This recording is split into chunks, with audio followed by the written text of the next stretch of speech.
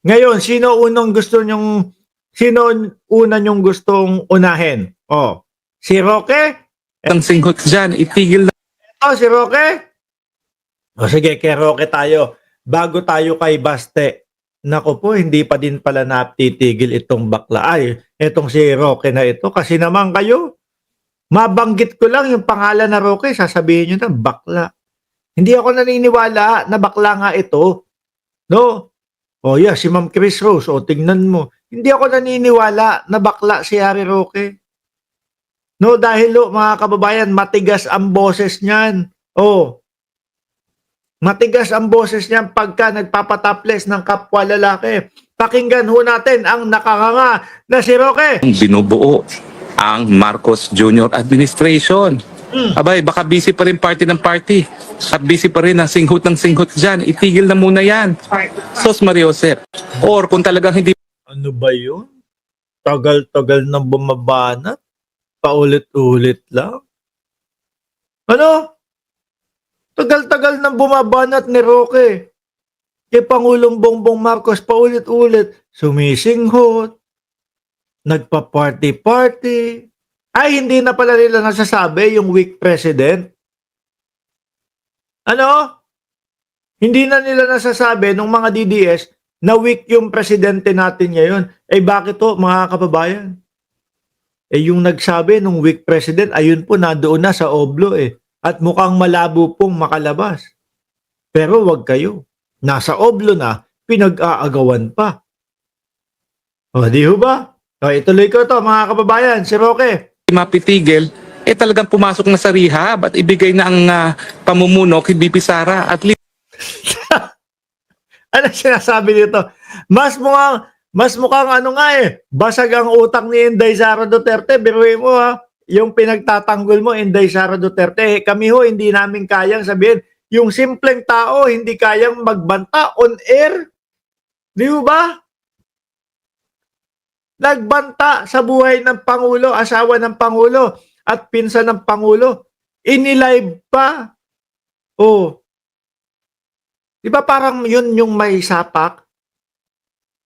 Si Pangulo, ito trabaho ng trabaho. Tuloy-tuloy lang. Oh. Di ba? panandalian habang tayo ay harap sa napakatinding pagsubok, itong full-blown gera nga sa gitnang silangan. Hindi po biro-biro ito. In fact, kung ako si BP Sara, nako, it is a nightmare to take over government now na merong Bakit naman, Roque? Nandoon naman sila. Di ba? Nandoon naman sila. Oh.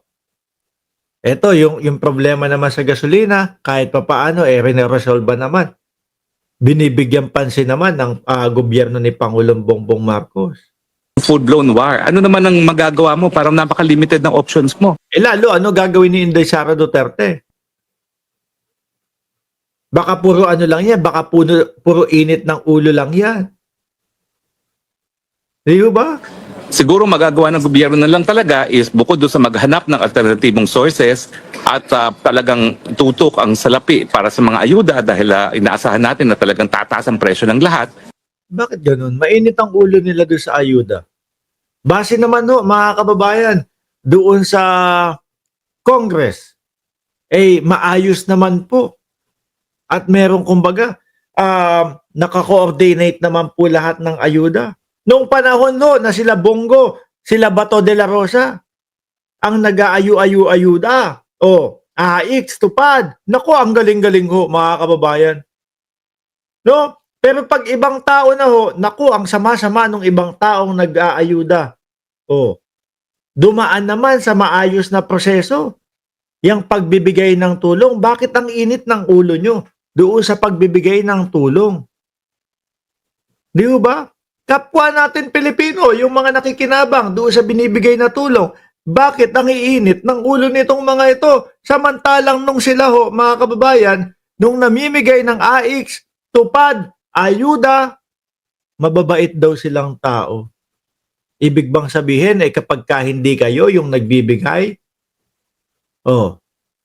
salbahe yung ibang tao nagbibigay. Wag ganun. 'Di ba? Oh, gagalit sa iyo tuloy si si John Barbosa.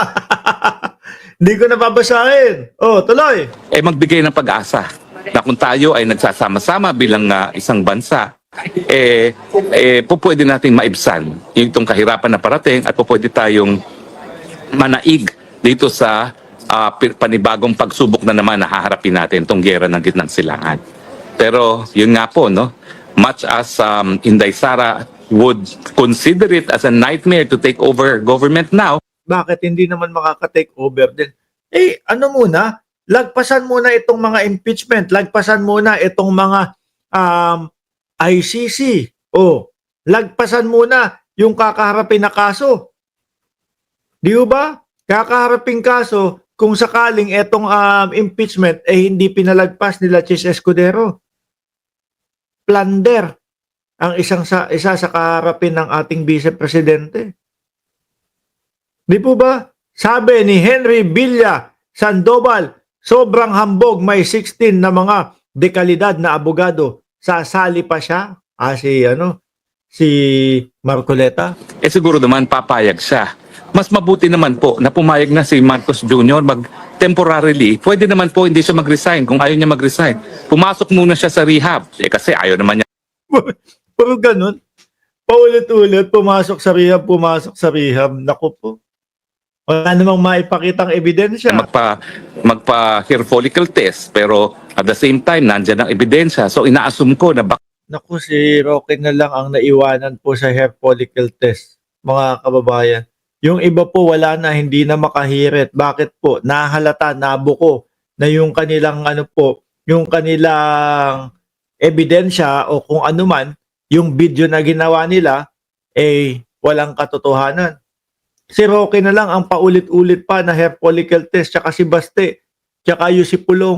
gumagamit siya. Kung talagang gumagamit siya, ay nako, maintindihan po ng taong bayan kung siya magpaparehab. At habang siya nagpaparehab, ibigay muna niya yung pamumuno kay Inday Sara. And much as Inday Sara would hate it, kasi ano naman ang gagawin mo kung ganito ka talagang kagulo at wala talagang pagkahandang Ano din gagawin ni Sara Duterte?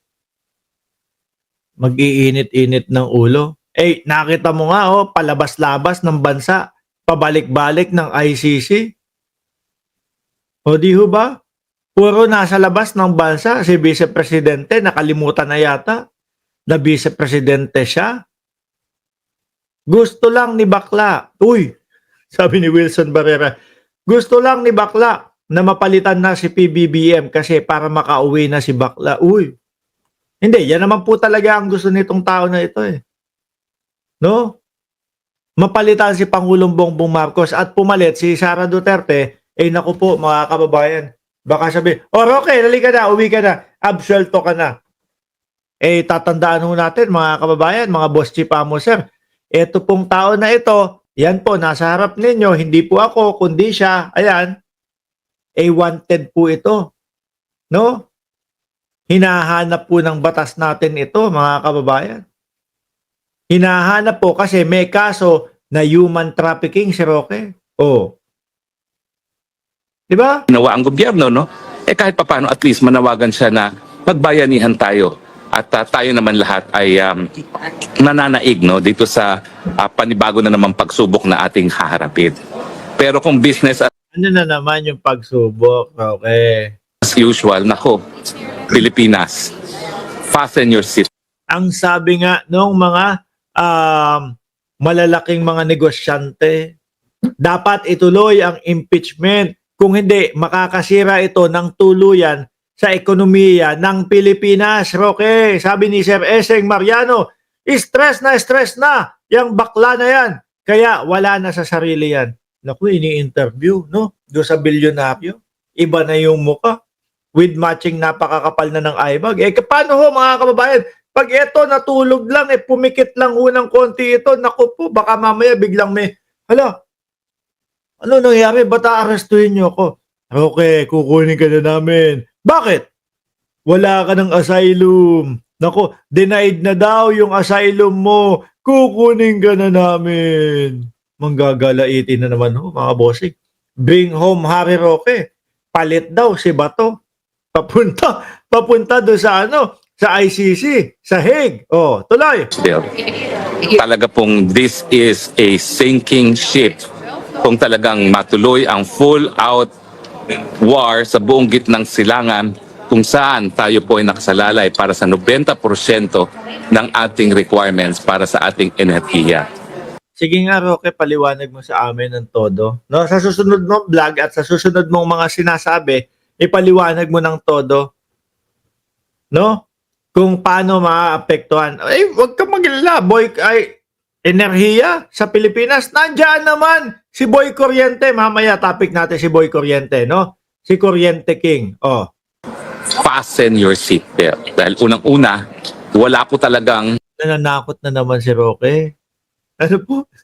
Nananakot si Roque para humag-aklas yung kapwa natin Pilipino. Nako, PBBM, wala kang ginagawa. Ito na, yung sinabi ni Roque. Kala niya may maniniwala. Akala ho yata nitong tao na ito, ay lahat DDS ang tao sa Pilipinas.